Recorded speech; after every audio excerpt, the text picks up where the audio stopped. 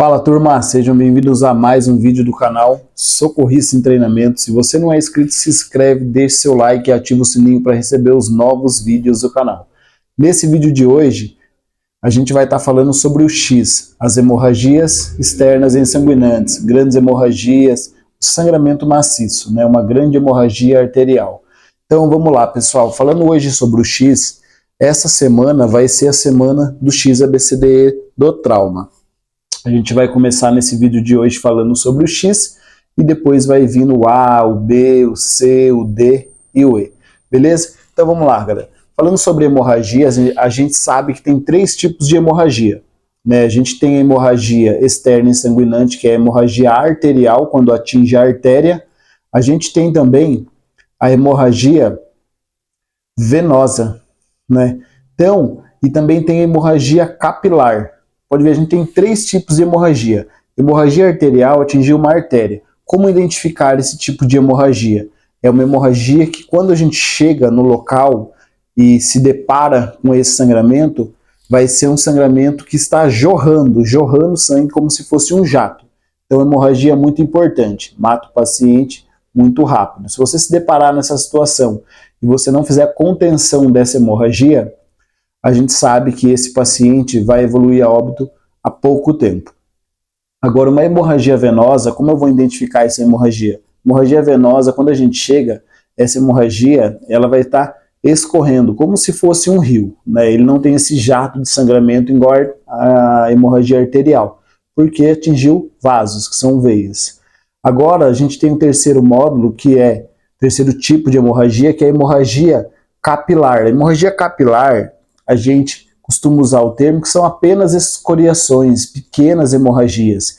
Isso não vai agravar a vida do nosso paciente, não pode levar o nosso paciente a óbito, porque não está perdendo sangue.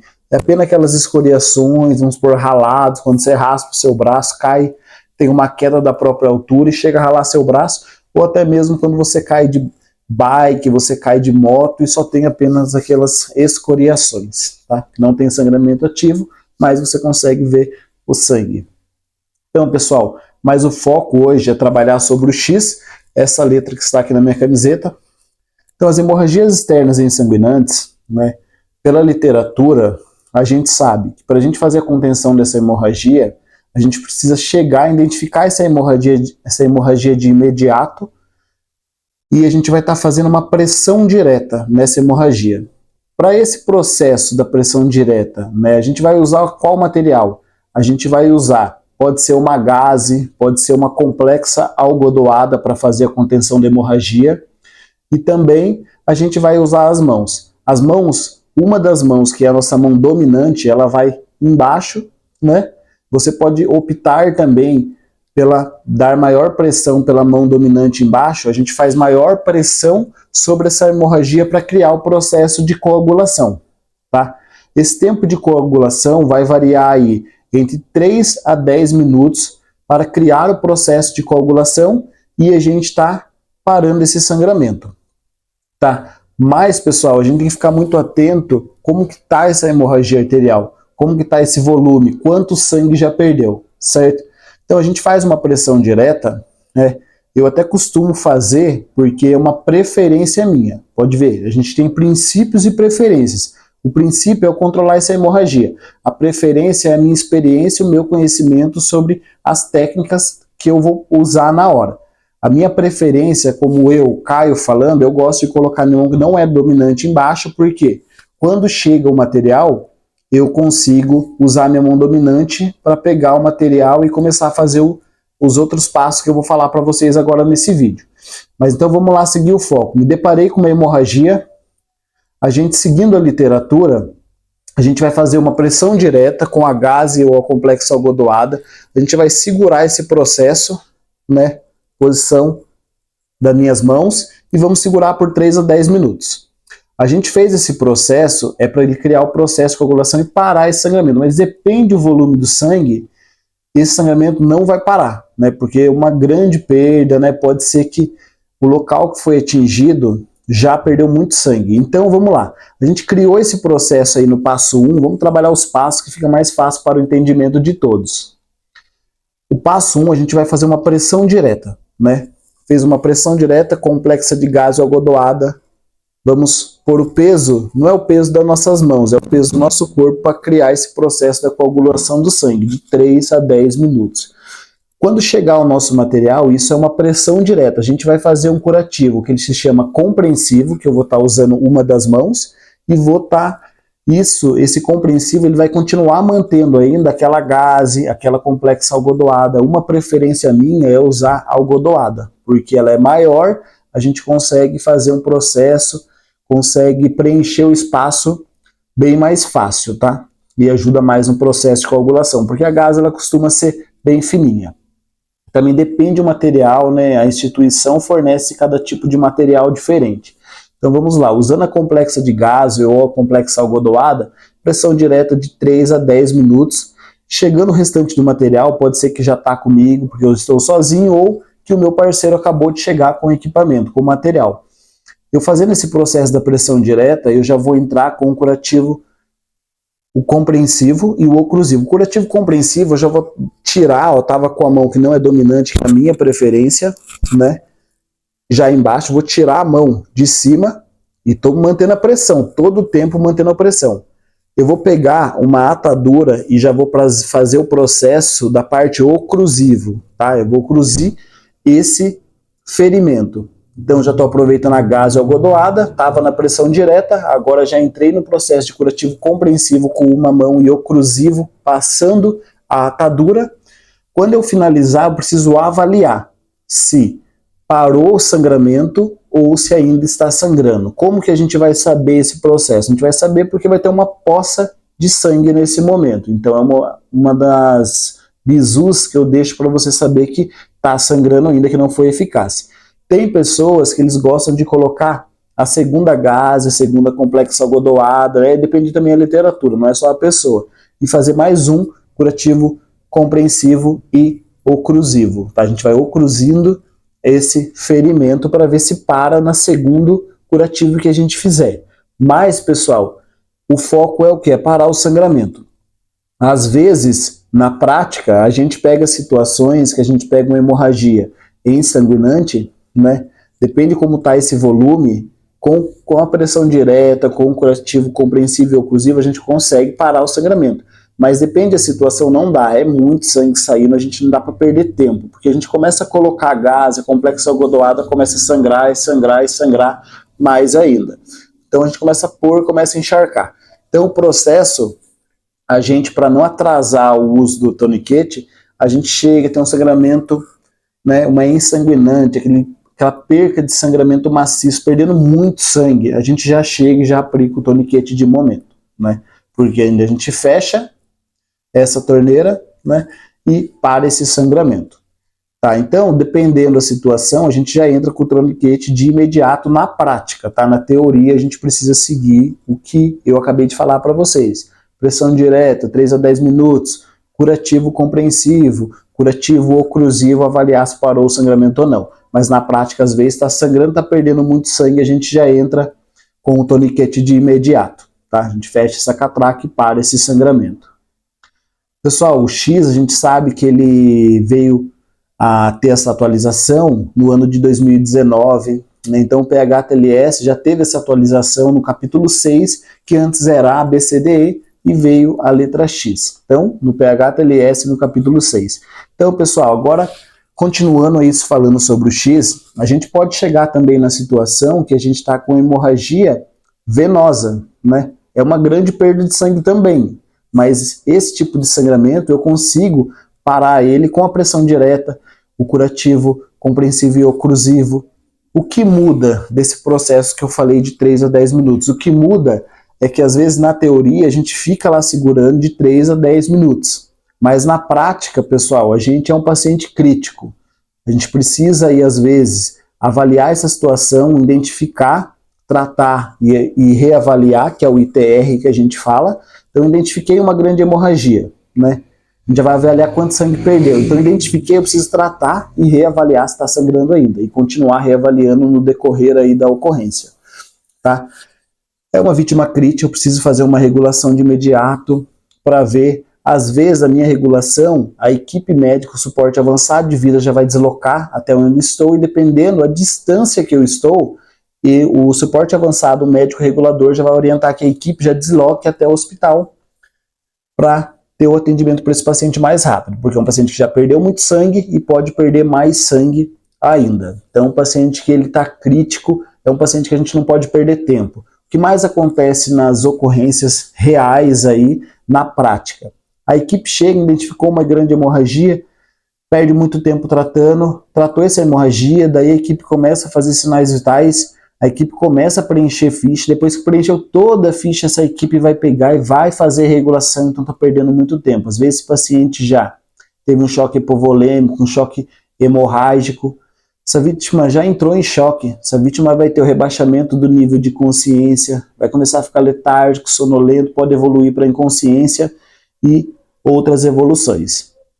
Então, pessoal, é uma vítima muito crítica, não dá para a gente perder tempo com isso, com sinais vitais, perder tempo com avaliação secundária, não dá para a gente consegue prosseguir com as próximas letras, porque o meu problema está ali. Se eu tratei o X, aí eu posso evoluir para o A, mas a gente já tem que estar regulando e a gente tem que estar preparado para estar deslocando com esse paciente de imediato. Então, quando você faz a regulação, passa o que aconteceu, que foi encontrada uma grande hemorragia externa ensanguinante, perdeu uma quantidade de sangue aproximada, já foi feito o curativo, uma pressão direta, oclusivo, compreensivo, foi colocado o toniquete, passem o horário, a data, até o nome da pessoa que aplicou é importante, vocês até relatar no próprio toniquete. Por quê? Esse paciente é crítico, então não dá para perder tempo. Avaliação secundária no deslocamento para o hospital, né? Se der tempo, se não der tempo, faz no hospital, pega os sinais lá, faz no deslocamento com a viatura para não perder tempo. Porque uma avaliação secundária, isso não vai mudar a situação do paciente. O paciente está grave e a gente precisa de deslocamento de imediato. Tá? Mas sendo paciente que é bem avaliado, identificou e tratou, não é para deslocar com o paciente também, você não fez nenhum procedimento, certo? Então, pessoal, continuando como X, ó, identifiquei essa hemorragia, né?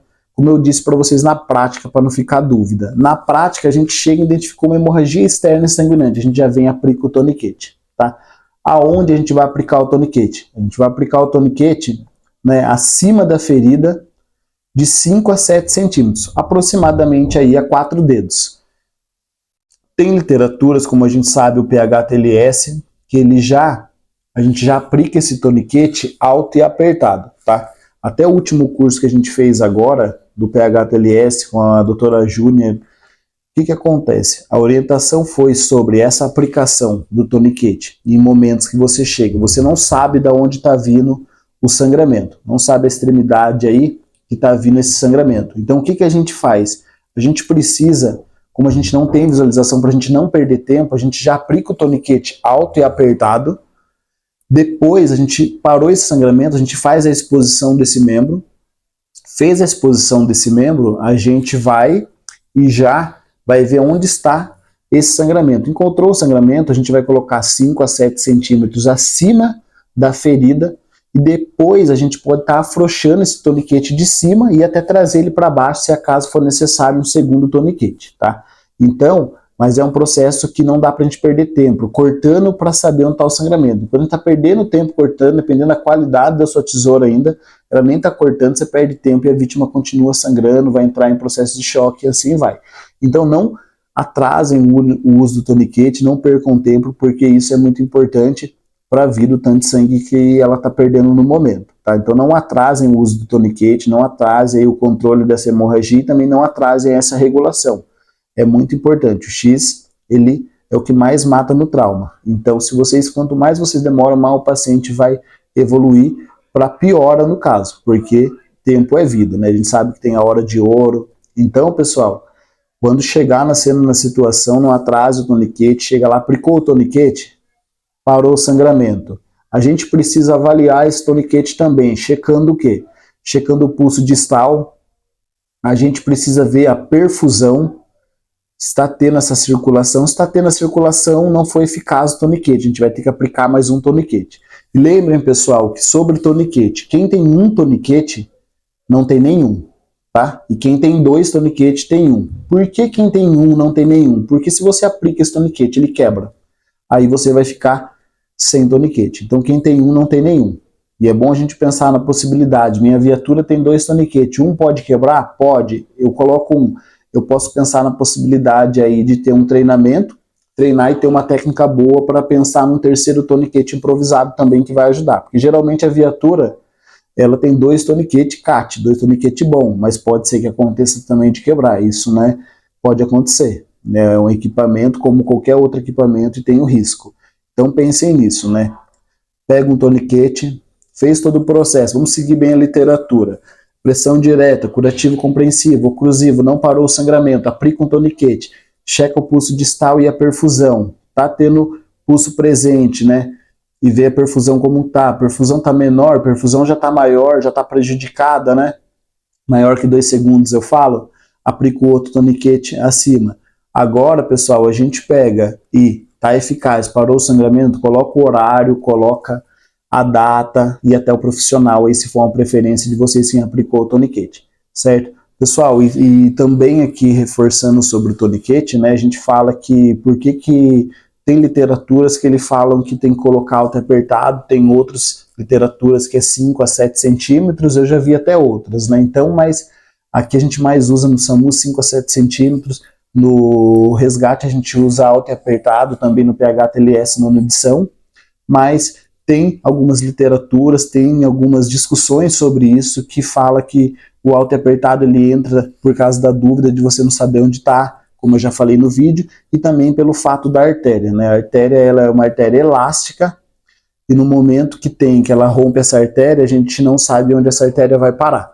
Então, alguns estudos, algumas discussões, mas é princípio e a preferência, como eu falei, o princípio é parar essa hemorragia e a preferência é a técnica que você vai usar e também lembrando para respeitar o processo e a sua instituição. A instituição que você trabalha, você vai ter que seguir o protocolo da onde você trabalha. Então, prosseguindo aí ainda com o X, as grandes hemorragias, a gente precisa pensar como processo, se é uma hemorragia arterial ou se é uma hemorragia venosa, para ver como a gente vai iniciar com isso, tá? A gente tem que avaliar a hemorragia, mas a gente não pode perder tempo, como eu já falei, sobre o atraso do toniquete. E se a gente se deparou numa situação, o paciente já perdeu muito sangue, a gente já precisa pensar no processo que identificou, a gente precisa ir tratar, mas a gente não vai estar sozinho, a gente já tem que pensar, se eu tiver com a minha equipe, já peço ajuda do suporte avançado de vida. Agora, se eu estiver sozinho, eu começo a estancar essa hemorragia aí e já peço para alguma pessoa tá ligando e pedindo ajuda, falando que é uma hemorragia externa e insanguinante, certo, pessoal? Então eu acho que sobre hemorragias externas e insanguinantes, acho que é isso que eu tinha para falar, né? Eu vou abordar o tema ainda sobre as vias aéreas, e se tiver alguma dúvida, vocês deixam no comentário, eu vou voltar a falar sobre esse assunto ainda, né? Acho que eu não deixei nenhuma coisa passar e a gente vai ter mais vídeo ainda, tá? No final desse vídeo eu vou estar deixando aí já a divulgação da nossa escola de socorrista. E é isso aí, pessoal. Agradeço mais uma vez aí todos os seguidores, né? Agora mais de 4.000 inscritos. E um abraço a todos aí e até o próximo vídeo.